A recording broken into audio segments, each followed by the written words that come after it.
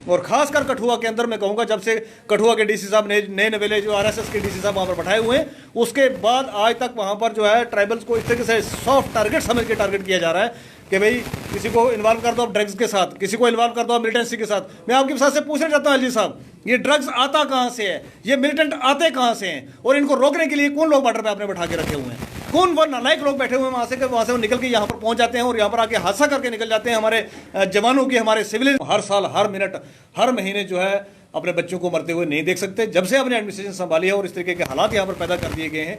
आपका recent episode देखेंगे जो अभी कठुआ का, एक बच्चा जो है वो इस हद तक मजबूर होता है कि मस्जिद के अंदर जो अल्लाह का घर है, जहाँ पर प्रेयर की जाती है, वहाँ पर घुसता है और कुरान पाक को सर पे रख के अपना वीडियो शूट करता है कि मेरी कोई कहीं इन्वॉल्वमेंट नहीं है, लेकिन मुझे इस तरीके से टार्चर किया जा रहा है। और उसके ऊपर अभी तक जो है एलजी साहब की तरफ से कोई कार्रवाई का जो है संज्ञान नहीं लिया गया। और साथ ही साथ मैं कहना चाहूँगा उमर साहब को कि आपको भी कुर्सी छोड़ देनी चाहिए जनाब। आप ट्वीट करने के लिए भी इस चीज़ का वेट कर रहे हैं कि आपको पावरें मिलेगी तब आप जाके करोगे, आपको स्टेटहुड मिलेगी तब आप जाके लोगों की बात करोगे।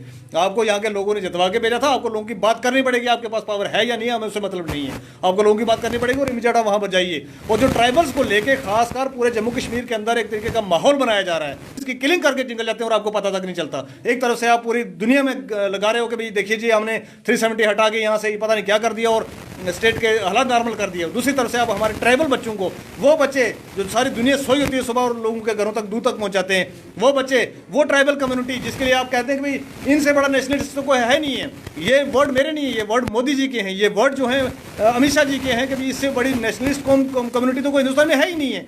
वो उस कम्युनिटी को आपने टारगेट करना शुरू किया और पिछले 2 साल से देख रहे हैं ये एक बिल्कुल पैटर्न सा बना हुआ। पिछली बार देखा आपने सर्दियों के महीने में टोपी फिर बफलियाज के अंदर 3 बच्चों को ला के इस तरीके से टार्चर किया गया कि उनकी जान ले ली गई। आज यहाँ पर बच्चों को उठाना शुरू किया हुआ है। 15 दिन पहले का एपिसोड देखेंगे तो इन्हीं बच्चों के, इन्हीं ट्राइबल्स के जो कठुआ के अंदर मकान गिराने के लिए आप नोटिस निकालते हो, उनके मकान गिराने के लिए पहुंचे और कहते हो कि ये ड्रग्स में इन्वॉल्व हैं। अगर वो ड्रग्स में इन्वॉल्व है उठा के अंदर ले जाइए, अगर वो मिलिटेंसी में इन्वॉल्व है आप उठा के अंदर ले जाइए। लेकिन इस एरा के अंदर, इस दौर के अंदर, जिस दौर के अंदर आपको इन्वेस्टिगेशन भी करनी है तो वो भी साइंटिफिक इन्वेस्टिगेशन की जा सकती है, उस दौर के अंदर आप इस तरीके से ब्रूटल टार्चर करेंगे, इनोसेंट्स लोगों को उठाएंगे, मारेंगे और इनको इतना मजबूर कर देंगे कि उसको लगे। आप समझिए, उस वीडियो को देखिए। अब आपकी डिमांड क्या है? उस वीडियो को देखिए, उस बच्चे के हाव भाव से आपको पता लगेगा कि उसको सवाल का जवाब देना इतना मुश्किल लगा कि उसको अपनी जान लेना जो आसान लगा, उसने अपनी जो जान वहां पर दी। हाँ, आपके हिसाब से हमारी डिमांड है नंबर 1, वहां के सिटिंग एमएलए साहब, मैं सैल्यूट करता हूं उस आदमी को कि वो आदमी उस परिवार के साथ इस मुश्किल घड़ी में खड़ा है। इतने परेशानियों के बाद जहाँ पर लोगों को रोका जा रहा है, वहाँ पर किसी को जाने नहीं दिया जा रहा है, इंटरनेट को बैन किया गया है, वहाँ पर सारी चीज़ें होने के बावजूद वो लोगों के साथ खड़ा है। और उसकी डिमांड, ये हमारी डिमांड नहीं, वहाँ के सिटिंग एमएलए साहब की डिमांड है कि उस कंपनसेशन 10 लाख रुपये उसकी फैमिली को दी जाए। 2 छोटी छोटी बच्चियाँ रह गई उसकी, क्यों नहीं देगी government? Number 1। Number 2, time bound judicial inquiry चाहते हैं इसके ऊपर हम, जिसके अंदर माननीय हाईकोर्ट का एक जज साहब जो है, सिटिंग जज साहब हो, वो इसके अंदर इन्वॉल्व हो। पुलिस ही कांड करेगी और पुलिस ही इन्वेस्टिगेशन करेगी, इसको हम कतई बर्दाश्त नहीं करेंगे। नंबर 3, जो बेटी वहां पर वो विधवा हो गई आज, और सिर्फ इनकी नालायकी की वजह से और इनके ब्लैक शिप्स जो लोग आपने स्टार बढ़ाना चाहते थे, इनोसेंट की जान ले ली उन्होंने, उस बच्ची को जो है गवर्नमेंट जॉब जो है दी जाए। ये हमारी आज की प्रेस कॉन्फ्रेंस के अंदर भी हमने डिमांड रखी और आपके साथ से भी डिमांड रखना चाहते हैं। और तीसरी जो और आखिरी डिमांड जो मेरी है वो एलजी साहब से कि जनाब आप छोड़ दीजिए कुर्सी, हाथ जोड़ के आपसे रिक्वेस्ट है, हम और बच्चे नहीं गवा सकते।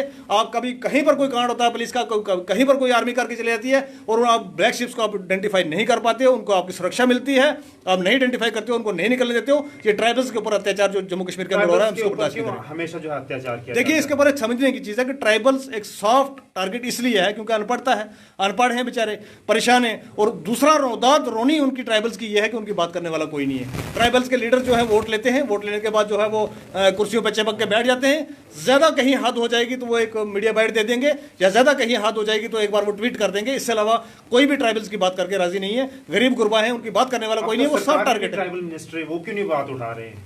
देखिए ये बात उठाना, वहां तक पहुंचाना तो ट्राइबल्स का काम था, वहां तक तो पहुंचाना लोगों का काम था। आप लोग उनके मुंह से तो बातें नहीं निकलवा सकते, वो तो उनको खुद करनी है ना। ये तो उनको खुद मेरे को ट्राइबल्स की बात नहीं है यार। एक ऑन ह्यूमैनिटेरियन ग्राउंड आप देखिए, क्या ये सही हो रहा है?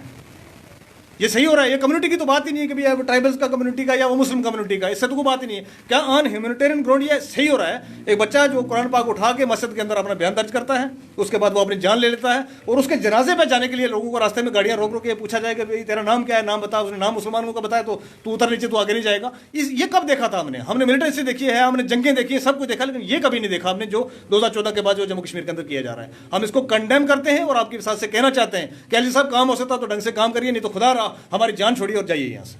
धन्यवाद।